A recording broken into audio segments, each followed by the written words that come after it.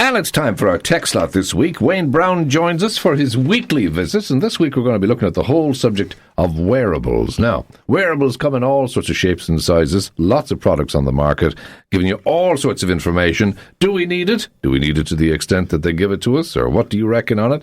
Are you in love with them? Do you hate them? Or are you somewhere in between? What do you reckon? Wayne, good to be talking to you. Hey, Wayners. Good morning, how are you? Yeah, good. Well, now, you are an avowed wearable person, Mary. You have one of those wristwatches. I have a Versa, yeah, so it's one of the Fitbits, basically. This is my second Fitbit. My first one was the Charge 2, and now I'm on the Versa. What about yourself, Wayne? I have the Apple Watch. Surprise, surprise. I have my bare, hairy wrist, but nonetheless. I haven't heard of that one. Lovely. But listen, they do so many things now. They do, at their basic level, they tell the time. You know, which is always handy. And you forget that that's watches. But I have to say, I use it a lot for telling the time. Once you get used to having a time on your wrist. Yeah, you do. Yeah. I mean, you asked the question, Ollie, do you get too much information? It is a question of how much information is too much information, I guess, yes. Yeah, but, do you need to know your heart rate as you ascend the stairs? But do you need to know your heart rate at the end of the day if there's spurious spikes on a graph that could be cause for concern? Maybe, there is that side of it too. I mean, there's a lot of stuff built into all these now these days. Your most basic stuff are probably steps, your calories, your sleep patterns. Right. Heart rate and these activity goals that they do, And I think that the main benefit that most people are getting from these days is, as you probably know, Mary, certainly with the Apple Watch, they nag you. Mm-hmm. They remind you to get up, move around. They remind you to drink water. They remind you, if you get up and walk for 10 minutes, then you're going to reach your 30 minutes of the day. Now, I'd argue that can't be any harm. I would agree with that. Yeah.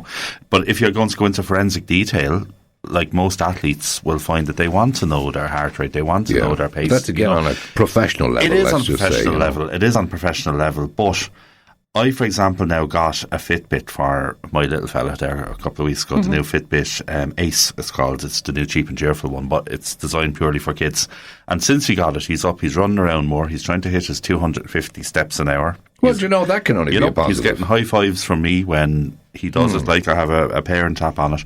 And I'd argue that can't do any harm at all. Absolutely.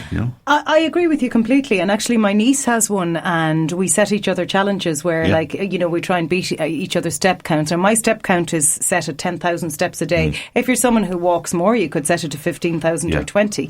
And what I found amazing with it was when I was on holidays, when you're not actually actively trying to exercise, but you're walking around a city, you could clock up 20,000 steps. It's amazing. Unbeknownst to yourself. To yourself. Now, I can get that information from my mobile phone. It'll tell me what I meant my step count today or whatever. It's not quite as accurate on your mobile phone. Because I would have used my mobile before I got it. Your mobile phone will miss steps that your wristwatch will pick up because it's picking up every movement. Yeah. Tell me about the nighttime thing, the sleep thing that you have on your watch there. Well, the sleep thing basically will analyse when you are in a deep sleep, so you're motionless more or less in the bed. So it's going to record that. It'll record your heart rate throughout the night and will detect any abnormalities. So if you're unbeknownst to yourself, tossing and turning, moving a lot in your sleep, then you'll get a report on that as well. Now, I think it's important to say that all of these wearables can connect to different apps that all have different purposes. So, for example, a normal person who's not doing much will have a different set of apps from someone who's cycling, someone who's running. So to get the deep sleep analysing, you have to get the deep sleep, app that will do it. But it will tell you, And, this case of myself, it told me, one night last week I had a good sleep for 1 hour out of 7.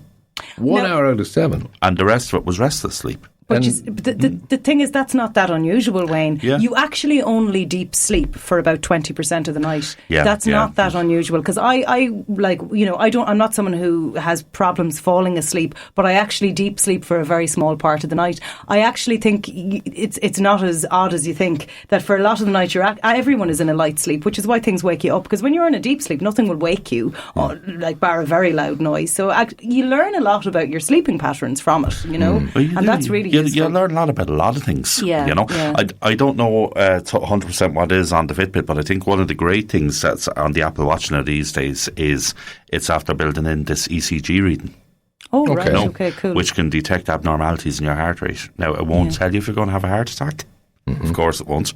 But it will tell you if you've got an irregular heart rhythm. And it will also, if you're walking down the road and for some reason you fall over and you hit your head, the watch will automatically detect that and will call the emergency services with your GPS location. So there is an element as well of perhaps with older people, that you may be worried about. That it's an extra layer of security as well. Yeah, there is that. And what I find it brilliant. I'm by no means an athlete. I do exercise. I try and do my 4 or 5 days a week, whatever. A lot of that is just walking. But it's very handy as well if you're it tells you when your heart rate is getting too high, which is an important thing to know when you're exercising. So. And, that can happen to all of us if we're going on a run or something like that. And I know it's nerdy and I know it's not necessary, but it's great if you're training for something and you come back and it tells you when you were at peak heart rate. It tells you how many calories you burnt. It just tells you stuff like that. It's not necessary, but it's actually really interesting. And I do believe it helps you when you're exercising. But it also gives you something to aim for, that you have, in forensic detail today I walked 8 kilometres and I know I should be doing 10, so tomorrow I'm going to try 8.5 in the same space of time, and all of that data then, I know you don't like that amount of data maybe, but there is a point to it. I'm wondering how I've lived up to now without all this analytical information. But couldn't we say that about everything? How did people live before television? How did I just think it's gadgety and whatever. And don't get me wrong, I love my gadgets, and you've pointed out some very important stuff there. Between health issues in terms of people falling over, maybe they have some sort of medical condition or advanced years or whatever else, or just even down to gauging your steps and your activity and all the rest of it, and the kids feature on it you were talking about. And another one too, Ali, is, for example, you want to go for a walk and you don't want to bring your phone with you, so some of these watches now, I know Mary's one of my one, can store a certain amount of music, a good few hours of music on them. You just connect your Bluetooth headphones, you don't even need to bring your phone with you. Very good. I'm telling you'd be a convert if you got one. Yeah, we'll get you one. Yeah, we will. Disclaimer, we may not get you one. And I'd love to try the sleep thing, because I'm convinced I go comatose when I go to sleep. I just don't wake until that clock goes off. You think you do. You think that, but you'd be surprised, because I would have thought the same thing about myself. Well, can I tell you, the car alarm went off a few nights back, right? So the car's fob was in my jeans at the end of the bed, and I kicked it during the night, whatever, it tipped off it, and it went off, and I did not hear it, even though it was outside the window. Yeah. Well, you can borrow my Fitbit some night and wear it, and we'll monitor your sleep. Just to wrap, Wayne, I suppose price-wise, they're not particularly cheap. They're not outrageous either. No, I mean the kids one, you get one for €69. The one that I was describing, Fitbit Ace, fantastic. Your one, Mary, is quite about 150 it starts at, and it goes up. Mine was a Christmas present. I shouldn't have said that, but anyway, sorry, Thomas. But there are ones Mr. up T from that strikes again.